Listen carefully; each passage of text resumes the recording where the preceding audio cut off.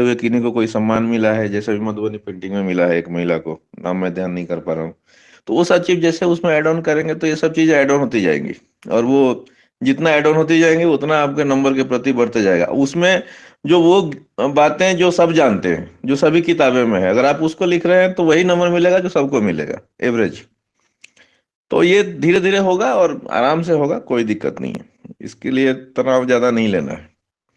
और सभी को जो बीपीएससी पे फोकस करके चल रहे हैं उनको मैं एक सलाह देना चाहूंगा आज से ही। मतलब माइंड में रखिए कि आपने मेंस देना है तो डीआई पे कंट्रोल रखना है। डीआई का बहुत क्रूशियल रोल है, और मेरे ख्याल से, मुझे पता नहीं है, सर से उतना डिटेल में बात नहीं हुआ।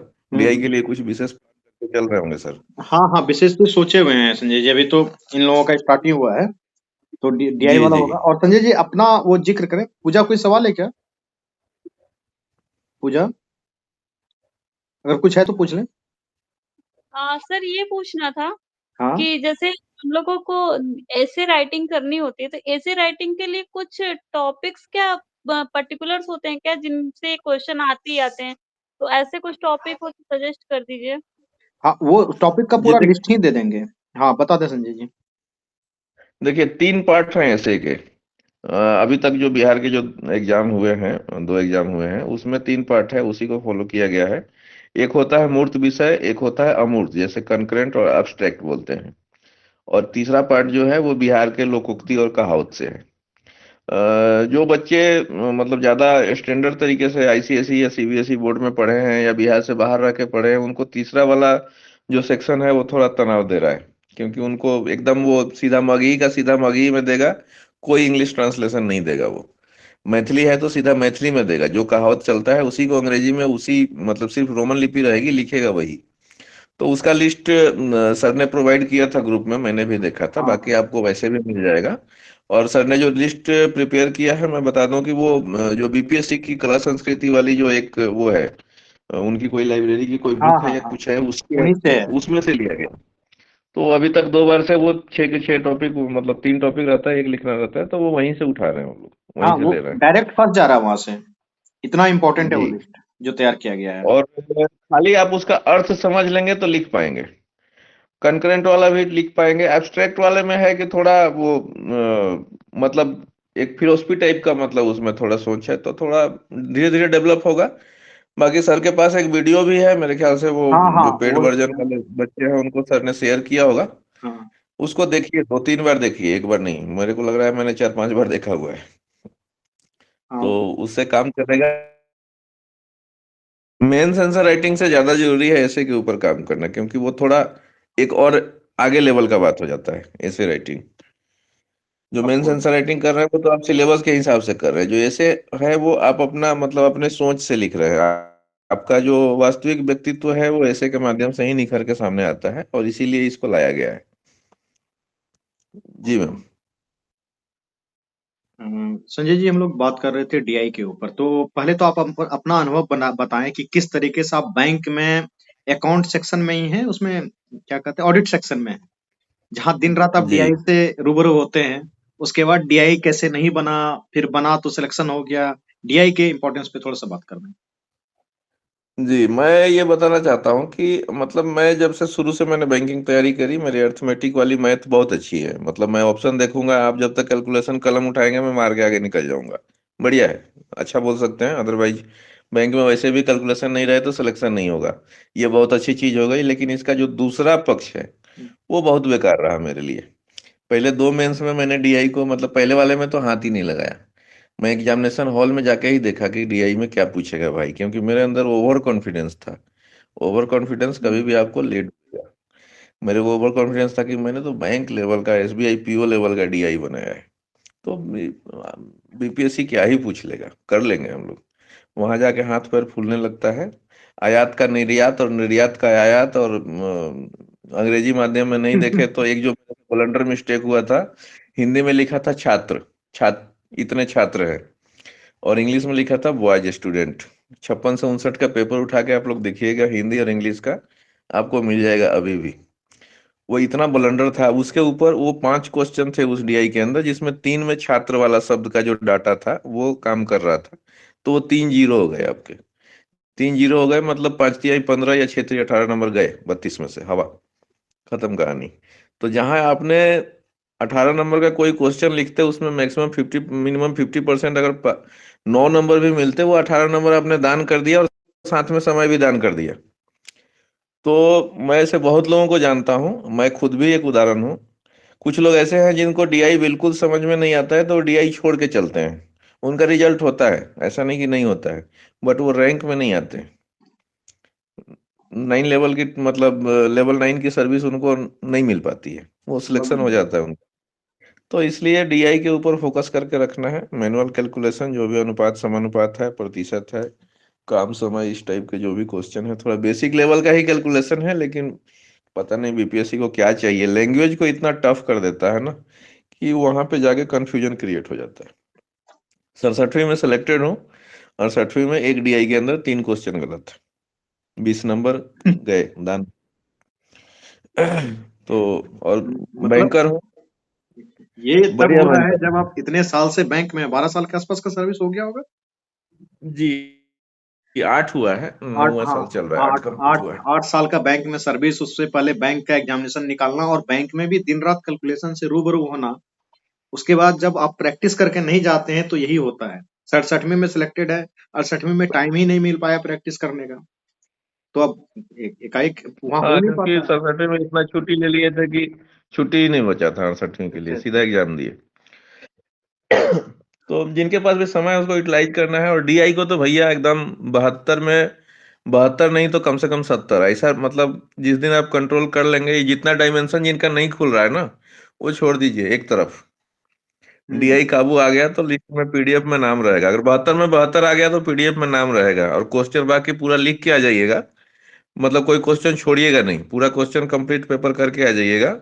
और अगर 72 में 72 आप ले आए तो पीडीएफ में नाम नहीं आएगा, तो मेरा नंबर नोट कर लीजिए, कॉल कीजिएगा। डीआई का बहुत क्रूसियल रोल है। हम्म 453 समझिए ना, कि 453 कट ऑफ गया है ना 67th में हम्म। जनरल का। अब 72, उसमें 453 का कितना परसेंट बनता है वो देख लीजिए आप लोग। Of course. तो सर खुद ही इंजीनियर हैं, और बढ़िया मैथ वैथ कैलकुलेशन इनका ठीक है, तो जो भी है उनको बनाते हैं, और उसके बाद में जहां से भी मिलता है डीआई का क्वेश्चन, उसको सॉल्व करना है। जहां से भी मिलता है सॉल्व करना है।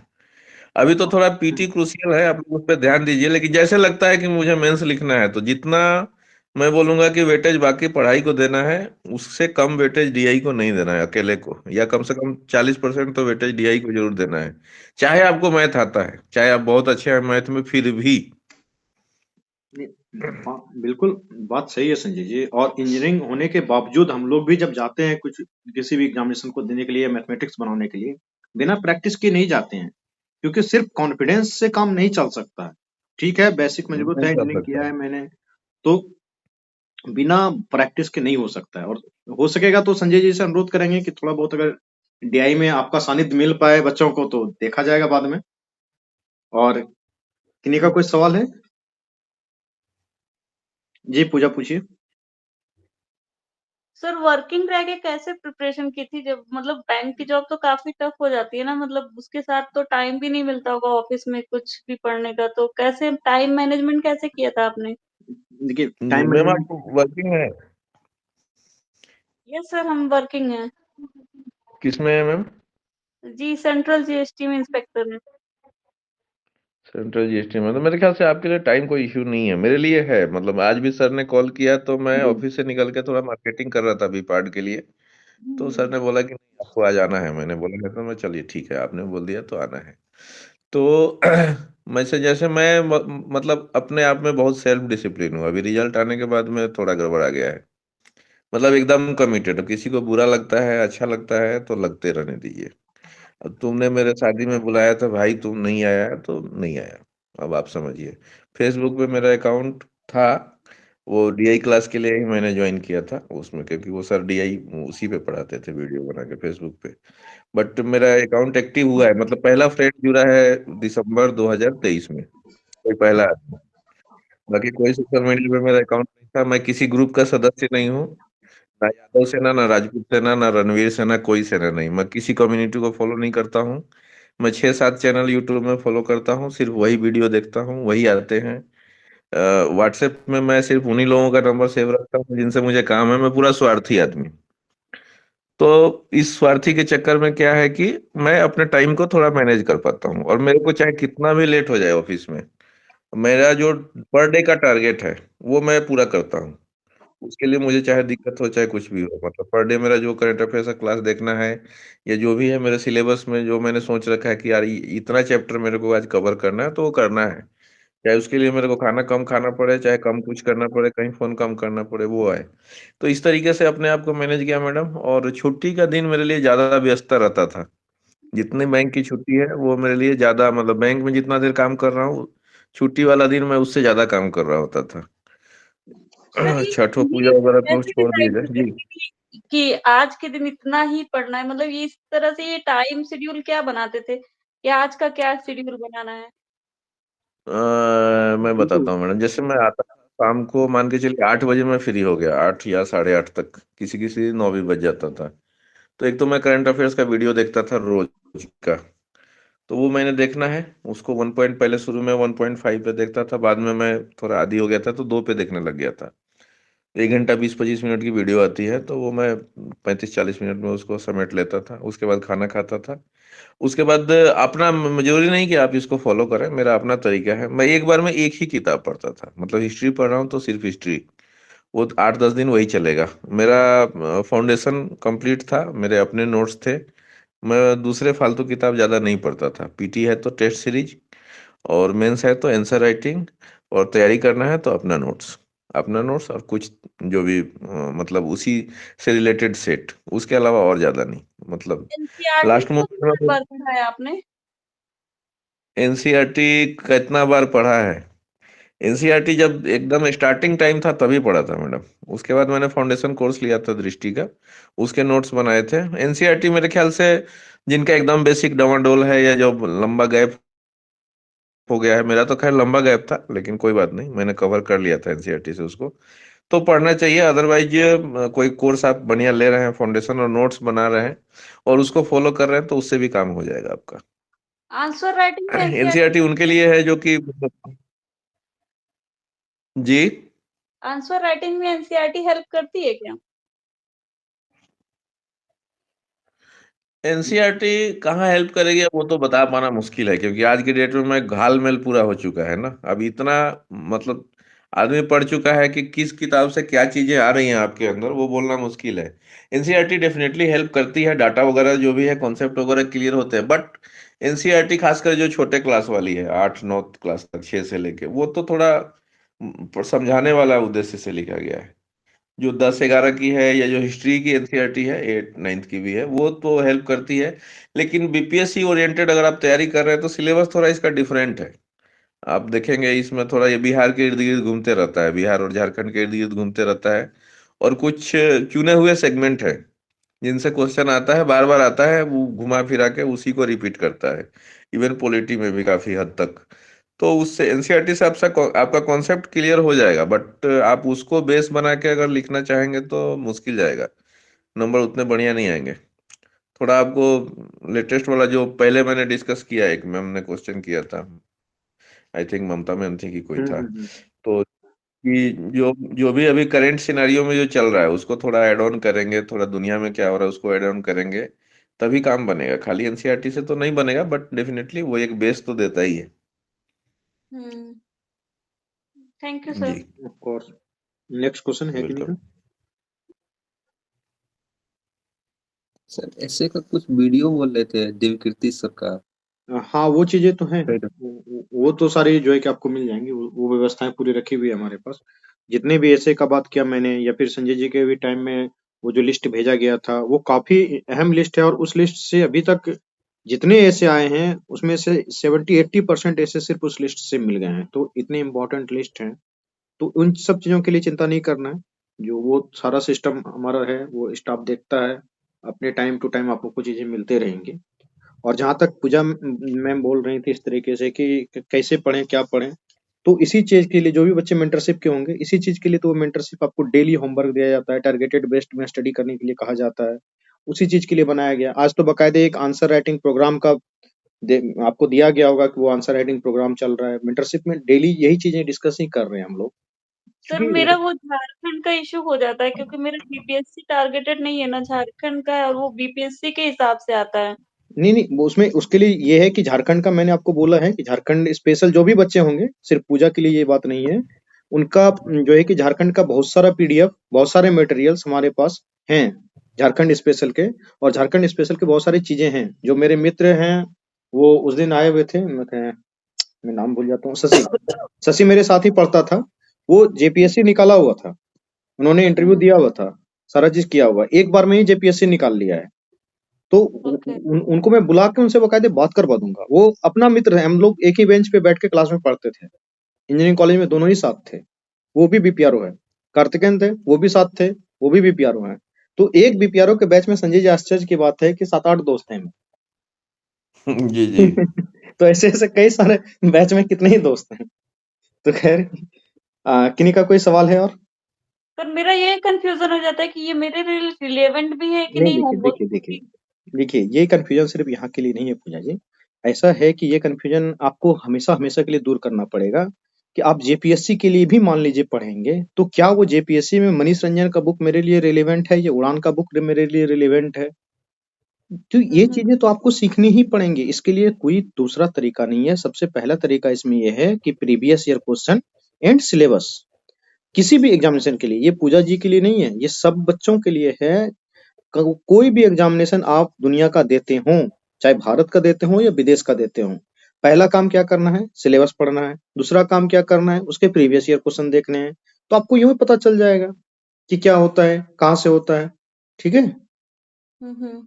तो मैं यही कहना चाह रहा हूँ। और किन्हीं का कोई क्वेश्चन है?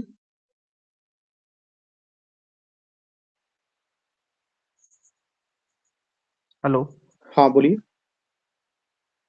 जी सर, हम ये करना चाह रहे थे सर कि जी जैसे आंसर राइटिंग का प्रोग्राम स्टार्ट हुआ है सर, हम्म। तो सर जी। हमें ये दिक्कत हो रही है सर कि हमने कहीं मेंस का क्लास नहीं करा है सर, और ना ही हमने कहीं से कोर्स कोर्स लिया हुआ है, हम्म। और हम स्टार्टिंग से कर रहे हैं आंसर राइटिंग। अच्छा तो अच्छा। दिक्कत ये हो रहा है कि डायरेक्ट जैसे क्वेश्चन मिल रहा है लिखने के लिए, तो हमारे समझ पास गए। कंटेंट ही नहीं रहेगा, तो सर हम कैसे उस क्वेश्चन ओके का ओके आंसर ओके, लिखेंगे? देखिए इसके लिए ये सिर्फ सुमन आपका प्रॉब्लम नहीं है, बहुत सारे बच्चों का ये प्रॉब्लम है। इसके लिए सबसे बेहतरीन समाधान निकाला जा रहा है कि आंसर राइटिंग का डिस्कशन जो है कि सप्ताह में 3 दिन TTS होगा। समझ रहे हैं, TTS? और 3 दिन जो जी है कि सर। आपको चीजें पढ़ने के लिए दी जाएंगी, बकायदे कि आप ये टॉपिक है गांधी नेहरू टैगोर के बारे में, ये पीडीएफ है, ये आप पढ़ लें। उसके बाद हो सकेगा, जरूरत पड़ेगा तो रात में उसको समझा भी दिया जाएगा। ठीक है। और TTS को जी सर, आपको यही एक, प्रॉब्लम हो रहा था। हाँ ये प्रॉब्लम आपका नहीं है। आप देख रहे हैं, आप सवाल पूछ रहे हैं, वहां से इमरान लाइक कर रहा है, मीनू लाइक कर रही है, ये बहुत सारे बच्चों ने ऐसा मुझे मैसेज किया है। इसलिए देखिए, ये मेंटरशिप प्रोग्राम में हम लोग करते ही हैं कि आपको जहां समस्या हो, हम वहां से आपका हाथ पकड़ के आपको ऊपर लेके जाएं। तो इसके लिए ही सोचा गया है। सप्ताह में 3 दिन क्लास रहेगी आपकी। वो आंसर राइटिंग आप करेंगे, बाकायदे आपको पढ़ने के लिए समय मिलेगा। आपको एक टॉपिक दिया जाएगा, उस पर गहन स्टडी करें। जो बच्चे ऊंचे स्तर पे पहुंच गए हैं, जिन जो अच्छे आंसर लिखते हैं, जैसे कुछ लड़के हैं, कुंदन हैं, ये लोग अच्छे आंसर लिखते हैं, या फिर एक दिन वो एक लड़के थे बेगूसराय के, वो अच्छे आंसर लिख लेते हैं। उनके लिए क्या रहेगा कि आप सप्ताह में वो जो गैप मिलेगा, आप एक टॉपिक पे जो आंसर लिखें, उस टॉपिक पे साथ साथ क्या करें कि आप कंप्लीट एक नोट्स बना, ताकि दोबारा उस चीज पे नोट्स बनाने की आवश्यकता आपको नहीं पड़े। वो आपका एक नोट्स कंप्लीट हो गया। और जिस तरीके से कार्तिकेयन सर दिखाते हैं ना, वो देखिए कि एक तो लॉन्ग नोट्स है उनके पास किसी भी विषय पे, गांधी के बारे में, नेहरू के बारे में, टैगोर के बारे में, या फिर 1857 की क्रांति के बारे में, उनके पेज कॉपी में हमेशा आप देखेंगे कि एक लॉन्ग नोट्स है 2-3 पेज में। उसके बाद उसी पेज के जस्ट ऊपर क्या है, क्या कहते हैं वो, शॉर्ट नोट्स बना हुआ है। तो वो शॉर्ट नोट्स और लॉन्ग नोट्स दोनों हर एक टॉपिक के ऊपर आप लोग बना के रख लेंगे। जो अच्छे लेवल के छात्र हैं, जो बेसिक लेवल के छात्र हैं, जिनको बहुत दिक्कत है, उनको धीरे धीरे सिखाएंगे भी हम लोग। सप्ताह में 3 दिन आपको आंसर राइटिंग का चीज मिलेगा, और उसके बाद 3 दिन आप लोग आराम से अपना पढ़ाई करेंगे। डेली होमवर्क में ज्यादा लोड हो जा रहा है। हाँ ममता जी और जी मीनू जी सर। पूछें, बोलिए क्या पूछना है। सर मैं ये पूछ रही हूँ करंट अफेयर्स का डिस्कशन अभी करेंगे आप लोग? सर अभी कुछ अभी बताइए। करंट अफेयर का डिस्कशन देखते हैं। पहले तो संजय सर हमारे साथ हैं, तो इनसे बात होंगी। और उसके बाद समय मिला तो कर देंगे, नहीं मिला तो हम तो हैं ही, डेली तो आना ही रहता है, हमारा अपना क्या है, तो मेरा ही पढ़ाने का नहीं काम सर, है। ऐसा होगा तो थोड़ा आंसर राइटिंग वगैरह कुछ देख लेते हैं क्या क्या नहीं समझे? अगर नहीं करेंट, अगर ऐसा मतलब करंट अफेयर का क्लास अगर डिस्कशन नहीं होगा तो मैं जाके थोड़ा ये लिखती उसका मेंस वाला देख लेती क्वेश्चन वगैरह। मैं तो जाती हूँ सर फिर, ठीक, ठीक ठीक जा करंट अफेयर अगर वो नहीं कोई नहीं, कोई नहीं, नो इशू। हाँ, किन्हीं का कोई सवाल है संजय सर से? आज आप लोग संजय जी से ज्यादा बात करें, हम तो रहते ही हैं। संजय जी, हम ये कहना चाहेंगे कि मेंस आंसर राइटिंग का कितना महत्व है, थोड़ा सा बताएं। क्योंकि आप जब भी आपको टाइम नहीं मिला, आंसर राइटिंग आपने नहीं कर पाए, उस बार मेंस में सिलेक्शन नहीं हुआ, बार बार पीटी दिए, तो ऐसा कैसे होता था कि आप एक बार सिलेक्ट हैं फिर दूसरे बार अनसिलेक्ट हो जाते थे, जब टाइम नहीं मिल पाता था आपको पढ़ने के लिए? तो जबकि इतने अच्छे रैंक हैं आपके, सवाल तो ये भी है। जी, मैं बताना चाहूँगा अपने भाई-बहन लोगों को कि आंसर राइटिंग क्या है ना कि